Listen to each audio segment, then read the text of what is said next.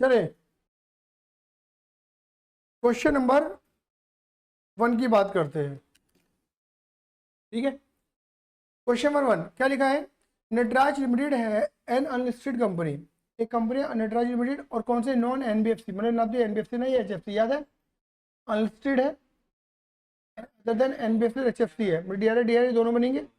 Company है outstanding, मतलब company के पास ऑलरेडी डिवेंचर कितने हैं? 10,000। कितने परसेंट वाले? कितने रुपए का है? ठीक है ना। रिडीमेबल है फॉलो। कम रिडीम कैसे करेगी? कह रहे 31 मई 2018 को कितने करेगी? 5। और फिर 2,500 कब करेगी? 19 में। और बाकी कब करेगी? 31 मार्च 20 में। मतलब लगातार करेगी, थोड़े थोड़े थोड़े थोड़े करके। इसे पता है क्या बोलते हैं? इसे बोलते हैं ड्रॉ अलॉट। क्या बोलते हैं? Draw allot. ड्रॉ अलॉट समझते हो? ड्रॉ अलॉट का मतलब होता है कि डिबेंचर के थ्रू पैसा तो एक बार में ले लिया, लेकिन जब पैसा वापस करने की बात आएगी तो कंपनी एक बार में पैसा वापस नहीं करेगी। कंपनी हर साल थोड़ा थोड़ा थोड़ा थोड़ा पैसा वापस करेगी। मतलब पहले बोलेगी कि जिन लोग पहले 5,000 डिबेंचर का पैसा वापस कर देगी, फिर 2,500 डिबेंचर का पैसा वापस कर देगी, और फिर 2,500 डिबेंचर का पैसा वापस कर देगी। इस तरीके से कंपनी अपने पूरे 10,000 डिबेंचर का पैसा वापस कर देगी। इसे ड्रॉ अलॉट कहते हैं, धीरे धीरे करना। एक होता है कि 10,000 डिबेंचर देके पैसा लिया और एक बार में खत्म कर देना, इसे बोलते हैं लमसम। क्या बोलते हैं? एक बार में मामले को ठिकाने लगा देना। मेरी बात क्लियर हो गई? आगे चलते हैं। Determine the amount that the company should have in DRR account before each redemption. कह रहे हैं कि कंपनी को डीआरआर कितना बना लेना चाहिए, an amount transfer to DRR to general. और कह रहे डीआरआर टू जनरल में कितना अमाउंट जाएगा। देखो, अभी इन्होंने जो बना रखा है वो बनाने दो, मैं तो तुम्हें अपने पैटर्न पे समझा देता हूँ।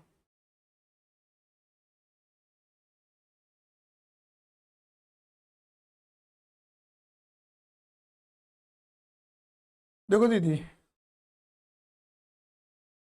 ठीक है,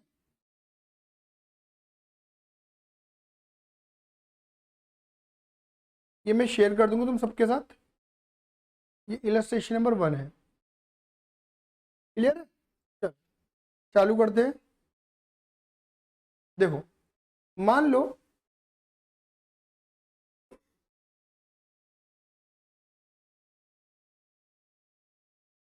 लाइन थोड़ी टेढ़ी मेढ़ी है, सीधी मान के चलो, सीधी लाइन है। ठीक है, और इन्होंने कोई डेट तो बता नहीं रखी कि ये आउटस्टैंडिंग डिबेंचर किस डेट पे थे, तो मैं ऐसा मान के चल रहा हूँ कि हम 31 मार्च 2017 में खड़े हैं। 18, 19 और 20। 18 में थोड़े खत्म होंगे, थोड़े डिबेंचर 19 में खत्म होंगे, थोड़े डिबेंचर 20 में खत्म होंगे। बताओ यहाँ पे कितने डिबेंचर खत्म होंगे? और यहाँ पे, और यहाँ पे टोटल डिबेंचर कितने थे?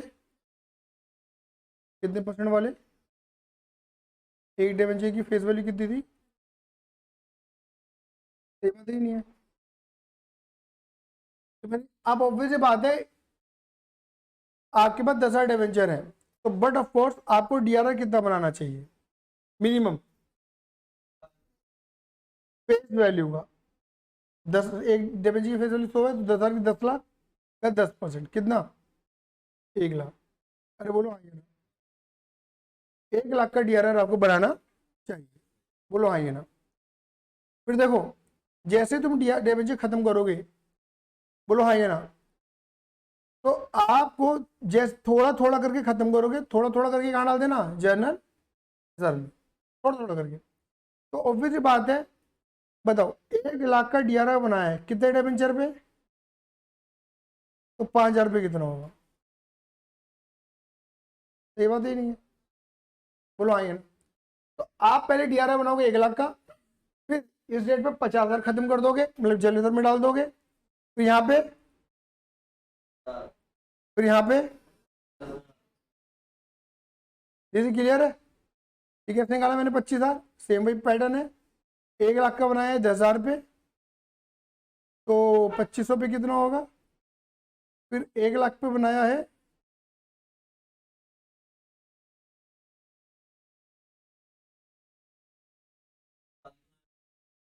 एक साथ ही बनता है मेरे बेटा, वो डीआरआई होता है। हम्म, जो तो, हाँ बिल्कुल।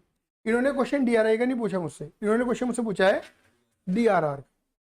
तो ये कह रहे हैं कि DRR कितना बनाना है, तो फिर मतलब DRR तो आप एक बार में बनाओगे। पहला DRR सारा क्रिएट होता है, या तो क्रिएट करने के पीछे क्वेश्चन में बताएगा कि एक बार में 2 बार में क्रिएट करो। अगर क्वेश्चन में ये नहीं बताता कितनी बार में बनाना है, मैं तो एक बार में बना दूंगा अपने हैंड से, इसलिए ही नहीं है। इन्होंने डेट भी नहीं बताई, तो मैं क्या बोलूँगा, ये रिडम्पशन से पहले मैंने DRR बना दिया होगा। अब रिडम्पशन से पहले कब बनाया होगा मुझे नहीं पता, कभी डिबेंचर इशू थे मुझे नहीं पता, क्योंकि क्वेश्चन में क्या लिखा है, आउटस्टैंडिंग डिबेंचर, पर डिबेंचर पहले से इशू हो चुके हैं, कब हुए ये नहीं पता। तो मैं अपने हैंड से क्या मान लूंगा, इससे पहले ये वाला ईयर होगा 31 मार्च 17, इसी डेट पर मैं क्या बनाऊंगा, DRR की एंट्री बना दूंगा, है ना। जनरल रिजर्व अकाउंट डेबिट या P and L account debit to DRR 1 lakh का बनके तैयार हो जाएगा। अब जैसे जैसे डिबेंचर खत्म होते चले जाएंगे, DRR भी कहाँ जाता रहेगा, जनरल रिजर्व में जाता रहेगा। क्लियर ही नहीं है, थोड़ा खत्म, जितने डिबेंचर खत्म हुए उसके अकॉर्डिंग चला गया, फिर जितने खत्म हुए उसके अकॉर्डिंग चला गया। क्लियर ही नहीं है, ये पैटर्न भी चलता है। और एक पैटर्न और भी चलता है, तुम्हारी बुकों में हो सकता है ये भी हो सके, क्योंकि मैं तो तुम्हें सारे पैटर्न बता रहा हूँ। एक पैटर्न ये होता है कि आप थोड़ा थोड़ा करके खत्म ही मत करो, जब लास्ट डिबेंचर खत्म करोगे ना, तब एक बार में क्या करना, 1 लाख की एंट्री बना देना। ये 50-25-25 की एंट्री बार बार मत बनाओ कि इस डेट पे, इस डेट पे, इस डेट पे। जब यहाँ पर सारे डिबेंचर खत्म हो रहे हैं, अनटिल बिल्कुल खत्म हो रहे हैं 31 मार्च 20 को, कह रहे एक ही एंट्री बना दो, DRR to general reserve 1 lakh की, सीधा। आया समझ में नहीं आया, एक पैटर्न ये भी चलता है। मेरी बात क्लियर हो गई नहीं हो गई, अरे बोलो हाँ या ना। चलो मैं इसी क्वेश्चन में एक बात और बताऊं, ठीक है। आपको पता है रिडम्पशन से पहले क्या बनाना होता है, DRI, और कब बनाना होता है, ये उससे पहले। तो इसका जो DRI बनेगा दीदी कब बनेगा, 30 अप्रैल 2017 या उससे पहले। अब क्वेश्चन या तो डेट बताए, नहीं बताया तो 30 अप्रैल नहीं मानूंगा मैं तो। ये वाली बात है या नहीं है, अरे बोलो हाँ या ना। कितना DRI बनता है minimum, of face value of debenture redeem, जितने डिबेंचर में खत्म करने वाला हूं उसकी फेस वैल्यू का 15%। तो बेटा मैं डिबेंचर कितने खत्म करने वाला हूँ, 5000, फेस वैल्यू कितनी हो गई, 5 लाख, दीदी कितना परसेंट, 15 पंचे 75,000 रुपये। आया समझ में नहीं आया, ये मेरा DRI है।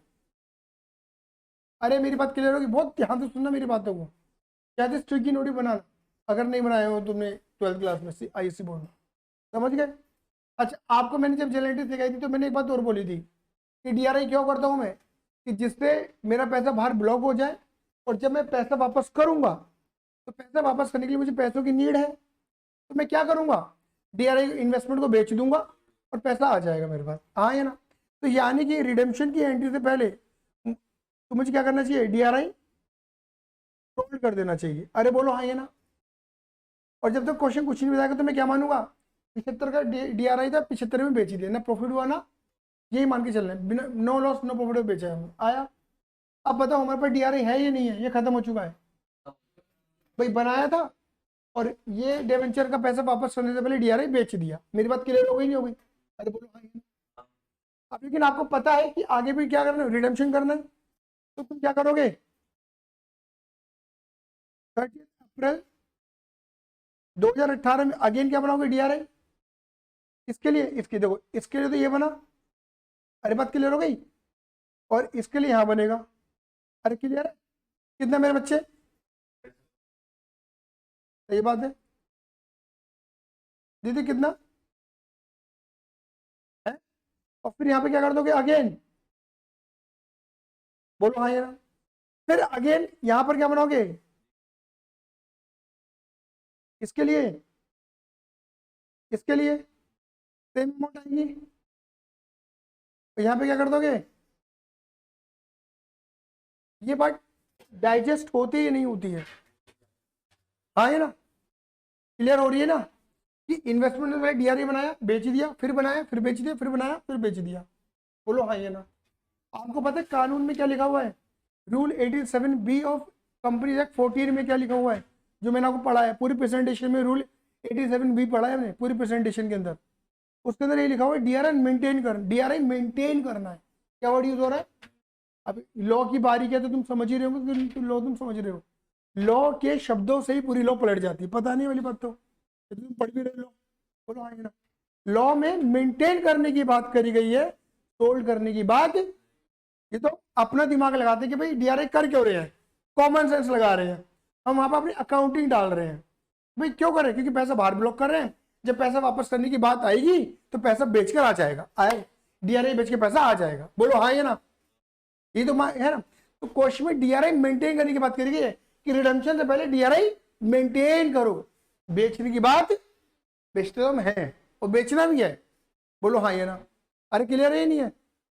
और कितना मिनिमम मेंटेन करो, 15% मेंटेन करो, बोलो हाँ ये ना, ज्यादा भी कर सकते हो, कोई दिक्कत, क्लियर ही नहीं है। तो देखो एक पैटर्न तो ये चलता है कि डीआरआई बनाया बेचा, बनाया बेचा, बनाया बेचा, हाँ है ना। बट ये प्रोफेशनल पैटर्न नहीं है। प्रोफेशनल पैटर्न क्या है वो बताता हूं मैं तुम्हें। इधर देखना, बुद्धि लगानी इधर। जब आपको पता है आगे भी डीआरआई मेंटेन होना है तो ये वाला बेचो ही मत। आया समझ में नहीं आया? लाला जी मेरी बात क्लियर हो गई नहीं हो गई?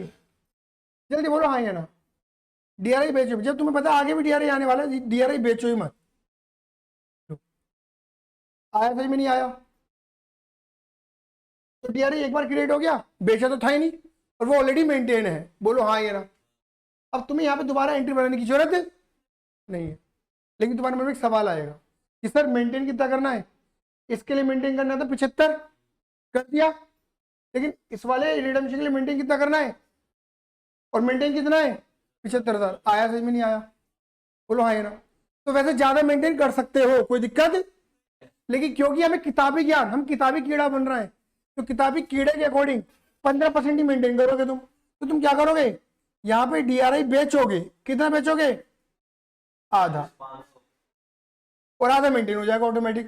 तब तुम्हें यहाँ पे एंट्री बनाने की जरूरत है, बोलो हाँ ये ना, मेंटेन हो, क्योंकि ऑलरेडी मेंटेन है। आया समझ में नहीं आया? निहाल बेटा क्लियर है? अब क्योंकि डीआरआई ऑलरेडी मेंटेन है, यहाँ पे बेचना ही नहीं है, और यहाँ पर भी क्या ऑलरेडी। अब क्योंकि ये तुम्हारा लास्ट रिडेम्पशन है, यहाँ पे 37,500 बेच दो। आया समझ में नहीं आया? अरे क्लियर है? ये पैटर्न चलता है, ये प्रोफेशनल पैटर्न है, क्लियर है ही नहीं है? डीआरआई मेंटेन करो 75, इसके लिए मेंटेन हो गया, बोलो भाई ना। अब इसके लिए कितना मेंटेन करना है, 37,500, बट मेंटेन कितना है 75, आधा बेच दिया, आधा मेंटेन है ऑलरेडी। आया समझ में नहीं आया? और इसके लिए भी पहले से मेंटेन हुआ पड़ा, पहले से, क्योंकि आगे मेंटेन करना है, और जब लास्ट आएगा तो सारा बेच देना जितना भी होगा। आया समझ में नहीं आया? बोलो हाँ है ना, क्लियर है? क्लियर है ना? ये डीआरआई में ड्रामा होता है, यही जो क्वेश्चन मैंने भी समझाया डीआरआई वाला, यही इलस्ट्रेशन नंबर शायद 2 है कि डीआरआई कितना मेंटेन करना है। ये रहा, कितना मेंटेन करना है, पहले कितना करोगे फिर कितना बेचोगे, वही सेम पैटर्न है। क्लियर ही नहीं है? ये पीडीएफ शेयर कर दूंगा, इलस्ट्रेशन 2 आप कर रहे हैं अपने घर पे।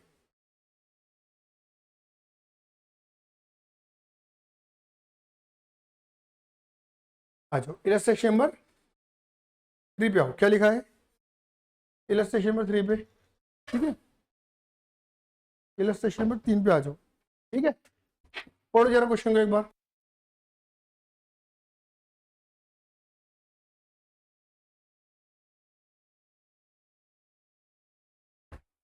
क्या लिखा है इलस्ट्रेशन नंबर 3 पे, ईगल लिमिटेड एक कंपनी है, अनलिस्टेड कंपनी, पता है ये बहुत इंपॉर्टेंट शब्द है, अनलिस्टेड लिखा हुआ है, ब्रैकेट में क्या लिखा है, none other than, none other than NBFC HFC, इनकी क्या है डीआरआई डीआरआई दोनों बनेगा।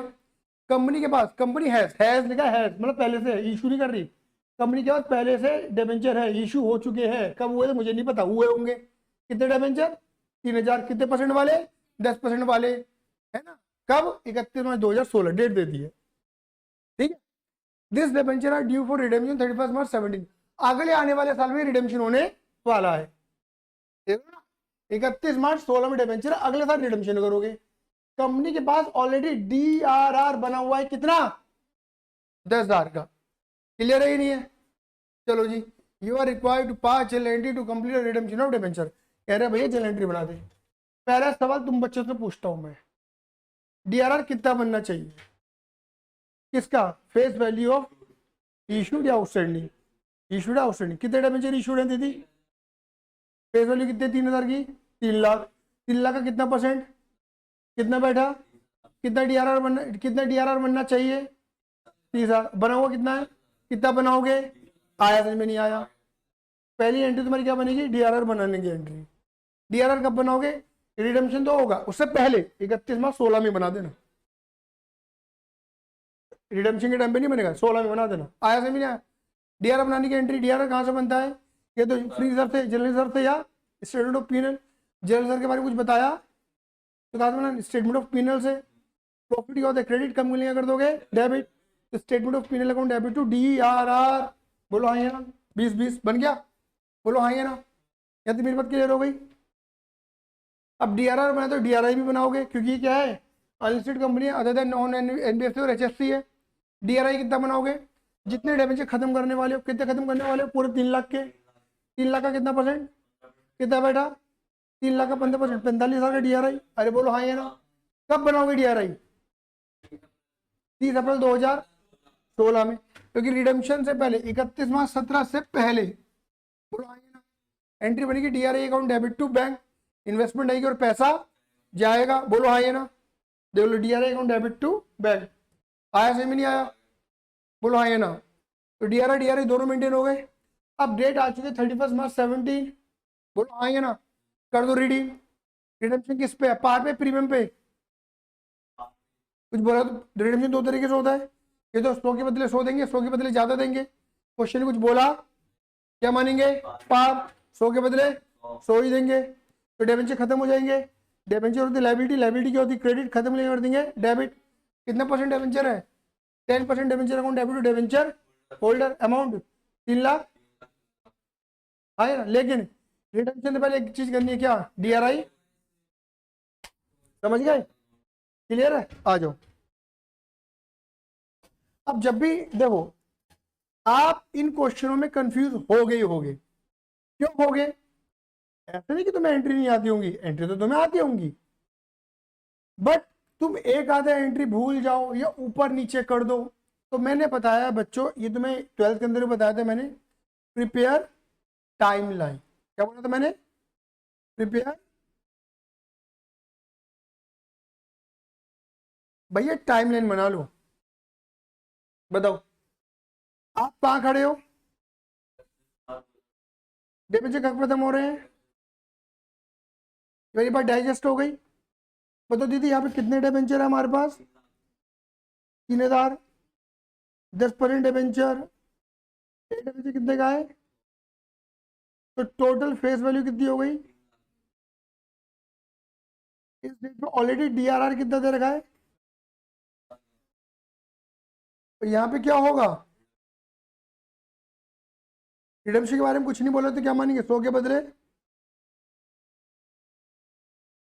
यानी कि 3 लाख रुपए के बदले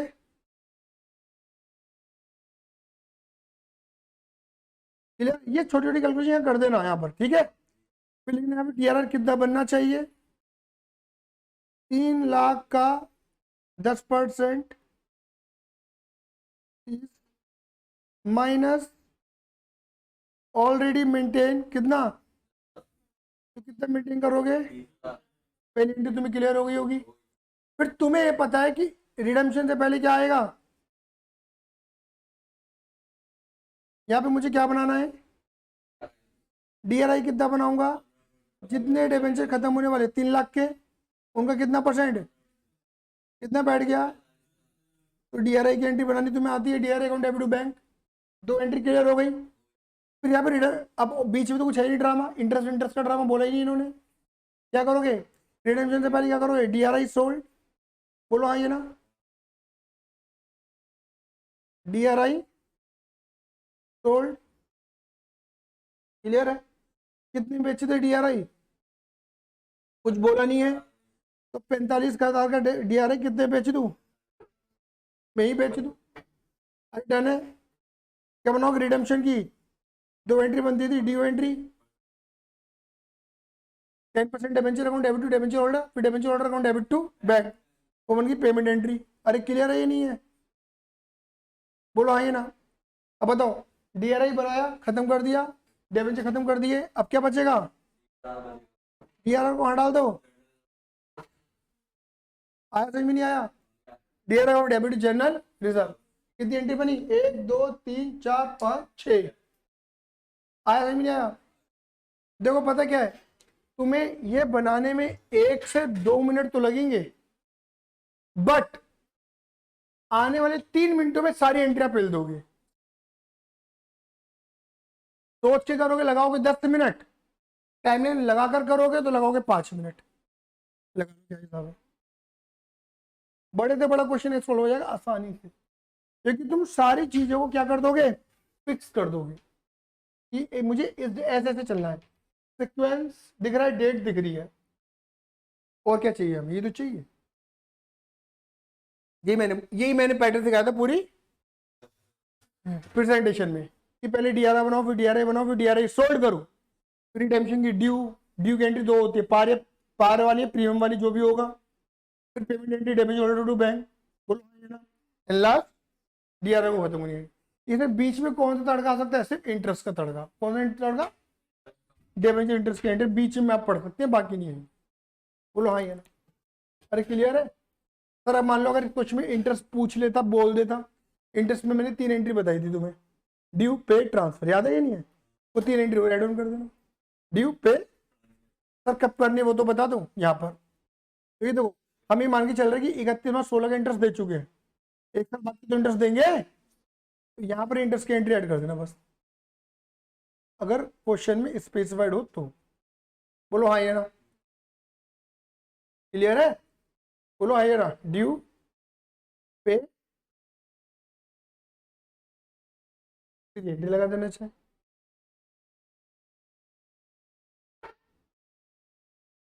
पीनल में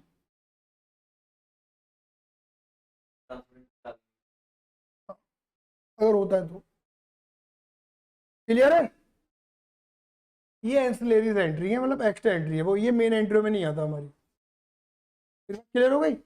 कई टीचर क्या करते हैं, कई ऑथर्स क्या करते हैं, पहले ड्यू और पे बना देते हैं, ट्रांसफर एंट्रीज के साथ लगाते हैं। समझ गए? मतलब ये बना देंगे, ट्रांसफर एंट्रीज के बाद बनाते हैं, मतलब ट्रांसफर एंट्री लास्ट में रख देते हैं, कोई फर्क नहीं पड़ता। आया समझ में नहीं आया? अगर आता है तो कोई दिक्कत तो नहीं है? अरे क्लियर है? चले बच्चे आगे, पैटर्न समझ पा रहे हो? कैसे बैठ रही है बावड़ों की तरह। चलो क्वेश्चन नंबर, और क्या लिखा है? क्या पढ़ेंगे से? नटरिंग, न्यूचरिंग, नर्चरिंग, पता क्या नाम है? नर्चरिंग गिरी लिमिटेड। अब ये कौन सी कंपनी है? लिस्टेड कंपनी है। तो लिस्टेड कंपनी में डीआरआई का कुछ बवाल था, हो भी सकता, और डीआरआर तो नहीं था, डीआरआई बन सकता है। देखते आगे पढ़ के पता लग जाएगा। एक लिस्टेड कंपनी है, कितने डिबेंचर इशू कर रही है? 50 डिबेंचर इशू कर रही है। कितने परसेंट डिबेंचर है? वर्ड क्या लिखा है? इशू, मतलब इशू की एंट्री है। 10% डिबेंचर इशू कर रही है, 10%, 10 डिबेंचर है 1 अप्रैल को, रिडीमेबल एट 30 जून 20, मतलब लगभग लगभग 1 डेढ़ साल में हो जाएगा मामला, है ना। The company receiving application for, ओहो, कंपनी से लोगों ने कितने डिबेंचर मांगे? भाई कंपनी कितने लाई थी? 50, लोग मांग रहे 55, ये क्या है? Over subscription. And the allotment was made to all the applicant of pro rata पे, कह रहे सबको हमने प्रोरेटा पे दे दिया। डरना मत, आधे बच्चे समझते प्रोरेटा टेबल बनेगी, कोई टेबल नहीं बनेगी, लमसम वाला केस है, क्लियर ही नहीं है। मतलब प्रोरेटा के अंदर भी क्या करते थे, एक्सेस पैसे को, अलॉटमेंट तो है ही नहीं इसमें, सारे पैसे वापस ही करोगे, क्योंकि यहाँ अलॉटमेंट है ही नहीं, यहाँ पे तो लमसम है, एक ही एप्लीकेशन है और एक ही अलॉटमेंट है, उसी पे सारा मामला खत्म होना है। बोलो हाँ ये ना, आसान है। The debenture were redeem on the due date, debenture खत्म हो रहे ड्यू डेट पे, इन्वेस्टमेंट वाज मेड, क्या लिखा है? डीआरआई, इन्वेस्टमेंट करी गई है 1 अप्रैल को, और the financial year in which redemption is due, किस 1 अप्रैल को? जिस साल डिबेंचर खत्म हो। भाई डिबेंचर किस खत्म, कब खत्म होंगे? 30 जून 20 में।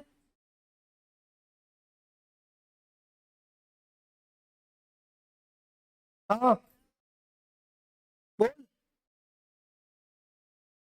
मेरे पास ये है, स्विच ऑफ है। हाँ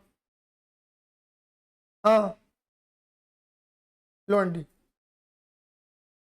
हाँ जी क्लियर है? क्या? ऑन ही है, ऑन था दीदी, ठीक है। तो जिस ईयर डिबेंचर खत्म होने वाला है, डिबेंचर कब खत्म होने वाला है, 30 जून 20 में, 30 जून 20 से जो पहले क्या आएगा, 1 अप्रैल 20, तब डीआरआई बनाया इन्होंने, मतलब 3 महीने पहले जस्ट, समझिए। क्वेश्चन बता रहा है, तुम्हें डायरेक्शन दे रहा है डीआरआई कब बनाना है, मान लो क्वेश्चन डायरेक्शन नहीं देता,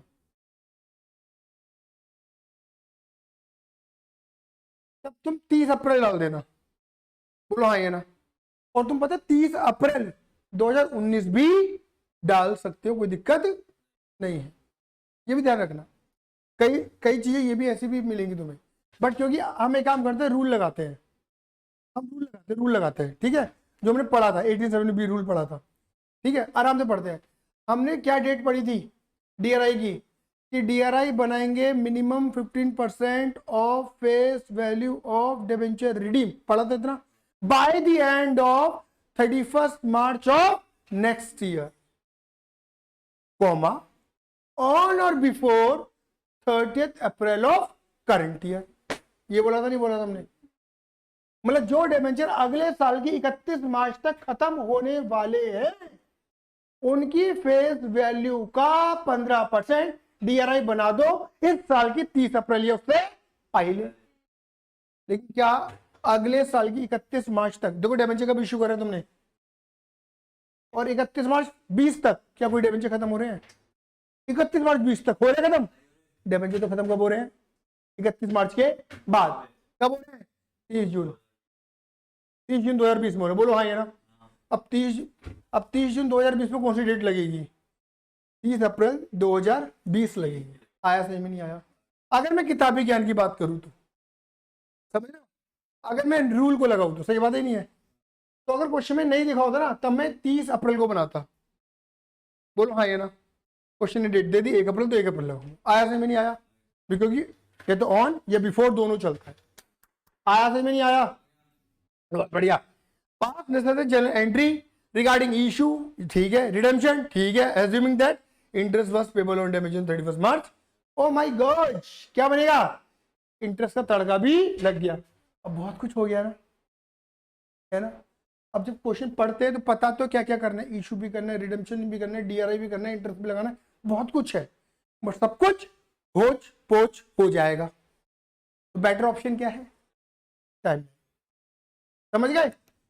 1 से 2 मिनट लगाओ, टाइमलाइन बनाओ, और आने वाले 3 से 4 मिनट में सारी एंट्री पेड़ डालो। ये क्लियर है। इलस्ट्रेशन नंबर क्या है,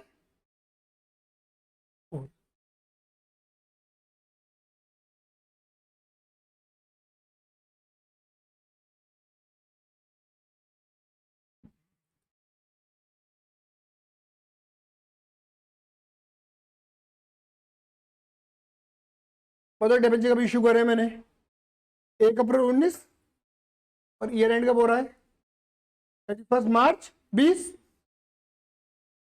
ठीक है बच्चे। चलो डिबेंचर कितने की इशू करें, 50 और 10%, ठीक है बेटा। कितने डिबेंचर इशू कर रहा हूँ मैं, अच्छा यहाँ पे मैं लिख भी देता हूँ, जिसमें तुम्हें पता लगा मुझे इशू की एंट्री बनानी है। दीदी 50 डिबेंचर कितने परसेंट वाले डिबेंचर है, 10%। दीदी एक डिबेंचर कितने का है, 10 रुपये का, और एक दे कितने मेरे पार भी दे रहे हैं, मतलब 10 के बदले कितने रुपये ले रहे हो, 10। आया समझ में, मतलब पार पे इशू हो रहा है, बना दोगे इशू की एंट्री। अच्छा यहाँ पर हम क्या कर रहे हैं, ये मैंने डेट गलत लिख दी है, यहाँ पे मैं लिखूंगा 31 मार्च ऑफ 20, और यहाँ पे मैं लिखूंगा 30 जून ऑफ 20, समझ ना। रिडम्पशन तो यहाँ आया ना बेटा, बीच में जितने भी 31 मार्च आएंगे लिखना, यहाँ पे रिडम्पशन है।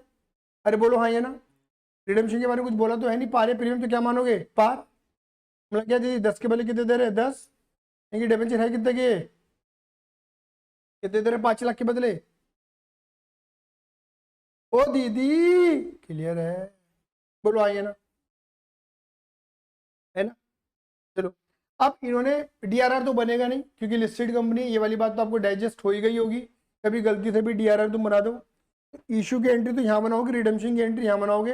रिडम्पशन में कौन सी एंट्री बनेगी, एक तो तुम्हारी यहाँ पर ड्यू एंट्री, और एक बनेगी तुम्हारी दीदी सही कह रहा हूँ मैं यहाँ पर। चलो, अब क्योंकि 31 मार्च बोलो या 1 अप्रैल बोलो, बात तो वही बैठेगी हमारी। इस डेट में तुम्हें क्या बनाना है मेरे बच्चों? डीआरआई। डीआरआई कितना बनाना है? इन्होंने ऐसा कुछ बताया नहीं, तो वही मिनिमम बनाएंगे। जितने डिबेंचर में खत्म करने वाला हूँ 5 लाख का, कितना परसेंट? 15%। 15 × 75,000 का मैं क्या बनाने वाला हूँ? डीआरआई। सही कह रहा हूँ लाला जी? अरे बोलो हाँ या ना। और दीदी यहाँ पर रिडेम्पशन से पहले मैं क्या कर दूंगा? डीआरआई सोल्ड कर दूंगा। क्या डीआरआर बनेगा? जब डीआरआई बनेगा, डीआरआई की तो कोई भी एंट्री बनने वाली नहीं है। तो अब तक मैंने कौन कौन सी एंट्री सजा ली? इश्यू की एंट्री सजा ली, बोलो हाँ या ना। इश्यू के बाद डीआरआई, डीआरआई के बाद डीआरआई सोल्ड, ड्यू पे, बस खत्म। और कौन सी एंट्री मांगी है? इंटरेस्ट। इंटरेस्ट की एंट्री इन्होंने बोली एक बार में बनाई है, हम एक बार में इंटरेस्ट पे करते हैं 31 मार्च को। तो ऑब्वियस बात है डीआरआई से पहले यहाँ पे एंट्री कौन सी बनाना? इंटरेस्ट की। इंटरेस्ट की कितनी एंट्री दे दी? 3। Due, and then DRI, then DRI. तो ये ध्यान रखना, ये एंट्री बनेगी इस डेट पे और ये एंट्री बनेगी इस डेट पे। ये बात तो क्लियर हो रही होगी, मुझे बतानी तो नहीं है ना। क्वेश्चन ने लिखा है ये वाली बात, इंटरेस्ट 31 मार्च को दोगे और जस्ट नेक्स्ट डे डीआरआई बनाओगे, तो तुम्हें दिख भी रहा होगा पहले ये बनेगी 31 मार्च वाली, फिर बनेगी 1 अप्रैल वाली, टाइम के अकॉर्डिंग। सही बात है ये नहीं है? हाँ चलो, लेकिन इंटरेस्ट तो टाइम के अकॉर्डिंग दिया जाता है। ये तो इंटरेस्ट कितना हो गया? 1 साल का, दैट मीन्स। तो लेकिन सर इंटरेस्ट की एंट्री तो यहाँ पर भी बननी चाहिए, आया समझ में नहीं आया? For what? 3 मंथ, जो आकर्ष भैया कह रहे हैं। और दीदी की कौन कौन सी एंट्री बनेगी बोलो? ड्यू, आया समझ में नहीं आया? जल्दी बोलो हाँ या ना। यहाँ पे निकाल देना 5 लाख का 10%, 50,000 का इंटरेस्ट, टीडीएस बोला नहीं है। और यहाँ पे निकाल देना 5 लाख का 10%, 3 महीने का। कितना बैठेगा लाला बताइए? 50,000 इंटू 3/12 कर दे, 12,500, 12,500 बैठेगा। समझ गए? 12,500 ड्यू पे ट्रांसफर और 50,000 ड्यू पे ट्रांसफर। अरे बोलो हाँ ये ना। क्या मेरी बात इतनी डाइजेस्ट है? अब बताओ इसमें तुम्हें परेशानी क्या आएगी? आएगी कुछ परेशानी? अब तुम्हें सब कुछ दिख रहा है मुझे क्या करना है, लेकिन क्वेश्चन पढ़ के दिख नहीं रहा था कि मुझे यही होता है रिडेम्पशन के क्वेश्चन के अंदर। ये मैं बताना चाह रहा हूँ, रिडेम्पशन बच्चों को हार्ड इसलिए लगता है, क्वेश्चन पढ़ के सॉल्व करना चाहते हैं, पढ़कर टाइमलाइन बनाओ फिर सॉल्व करो, आसान हो जाएगा। पैटर्न ही यही है मेरे बेटा, करने का तरीका ही यही है, अगर आप एक्स्ट्रा ऑर्डिनरी माइंड नहीं हो तो। क्योंकि देखो टाइमलाइन तो बनती है, पेपर में बना लो या दिमाग में बना लो। कुछ बच्चे दिमाग में बना लेते हैं, एक्स्ट्रा ऑर्डिनरी माइंड है ना, बट मैं तो नहीं हूँ, मैं तो टाइमलाइन बना के ही करता हूँ। क्लियर ही नहीं है? आया? तो इस पैटर्न पे अब तुम्हें दिख रहा है, अब जो क्वेश्चन कितना आसान हो सब कुछ दिख रहा है मुझे। मुझे क्या करना है? इशू, इंटरेस्ट, डीआरआई, फिर इंटरेस्ट, फिर DRI sold and then redemption. दीदी क्लियर है? अरे बोलो हाँ ये ना।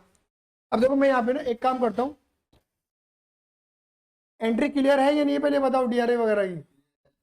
मैं यहाँ पर बस एक चीज कर देता हूँ, कई बार बच्चे ना कंफ्यूज होते हैं इशू की एंट्री में। मैं इशू के क्वेश्चन बनाया था, इशू वाली एंट्री मतलब एंट्री क्या बनती है? Bank debit,